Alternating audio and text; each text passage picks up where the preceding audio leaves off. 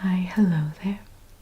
It looks like Lupercalia is upon us, and we must now measure you for your Toga picta, your royal tunic. I know that you wanted to go and make a controversial statement with your garb, and I'm here to ensure that we succeed in that mission. Are you ready? It is truly an honor to be able to measure such a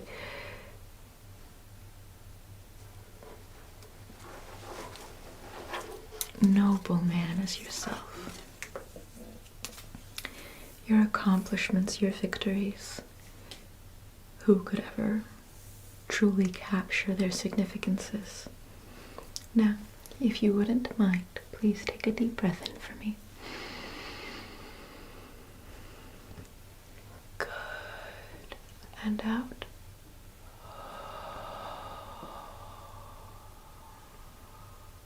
Good. I want you nice and relaxed, so that way I can better capture your body. So, I'm going to grab the wax tablet and note down any of the measurements that I observe upon your body. So, give me one moment. I'm just going to now note this down. So, as for your shoulders,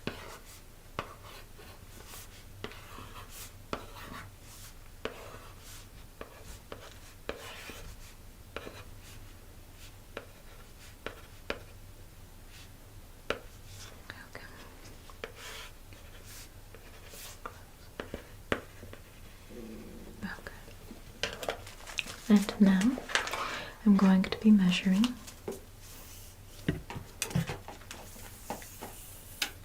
the width of your shoulders, or rather, the circumference of your shoulders. So stay still for me. I'm just going to go around you. Okay, there we go. Very good. And going in. Perfect. Okay. Going to note that down. Circumference. You have quite a strong chest, quite bold heart, of course, and your body must be fitted for the muscles within it. Now, I'm going to measure the length of your chest from your shoulders all the way down to your hips, so that way we can get the bodice correct. So I'm just going to ask you to stay still for me, please. I'm just going to go in here. I'll measure both sides just to guarantee that there's not any imbalances present. So I'm just going to note. Okay. And onto the other side. Yes. You certainly have come a very long way since the triumvirate. If only they could see you now. I mean, granted, Pompey, of course, can see you now. In fact, he's your greatest detractor, or one of your greatest detractors, the traitor. I'm going to now measure this side just to make sure it's nice and balanced. Good, good. Are you familiar with the adage, crabs in a bucket? Yes, many of the fishermen have observed that crabs in a bucket behave in a particular fashion, as your detractors do. I'm going to now measure this side. Their faux morality over preserving the Republic, when the Republic itself is so ineffective and corrupt, is laughable at best. They seek to consolidate power among their own inept hands and argue that you're not fit, nor is anyone fit for divine rule on their own. Hence why Pompey wants you to abdicate your authority. But you've crossed the Rubicon. You have made yourself a force to be reckoned with. This will not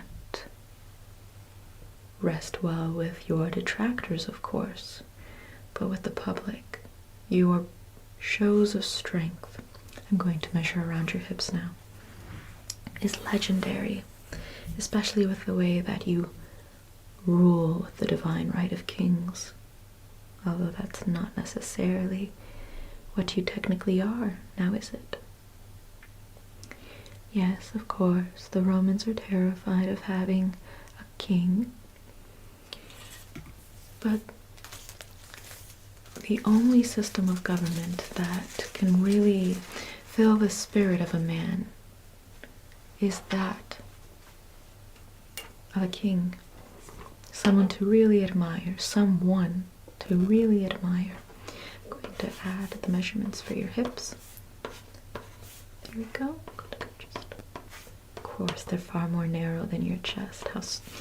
How beautifully proportioned. Sonnets don't inspire admiration. They only inspire corruption. Hence why there's so many rats inside of the Senate today. Unfortunately, Brutus, I fear, is the only one with any level of virtue. But one must wonder, how does associating with such corrupt figures also influence such virtue? Oh, interesting, interesting. A soothsayer warned you. I'm going to measure your legs now, just to see how long the tunic shall fall. Not to engage with the Senate, as did your wife. Well, perhaps it be wise to take heed. Omens are very much a real indication for harm.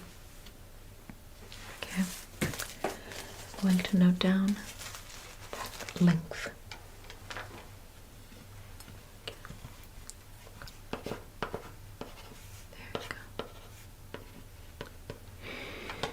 Yes, as for my observation of kings, the issue with kings is when you receive a tyrant and not a servant. And when a tyrant begins to rule, it really begins to crumble the institution from within. But what is a Senate if not filled with wannabe tyrants? They're not even bold enough to be tyrants, nor servants. They're basically cowards, bureaucratic cowards seeking to profit themselves. Even the institution of a king is far preferable than a senate, one would think. But a noble king such as yourself who serves his people is the most ideal system of governance anyone can ask. That's why the people love you so much. You've exposed the corruption within the Senate, the high taxes, the laundering. For your tunic, I will decorate it in a deep purple with some golden flakes, so as to nudge at the public's openness towards a king. As you can see, I lean towards making your tunic of this purple material, so that way we can dress our public servant in royal garbs. What do you think? Let me contrast it against you.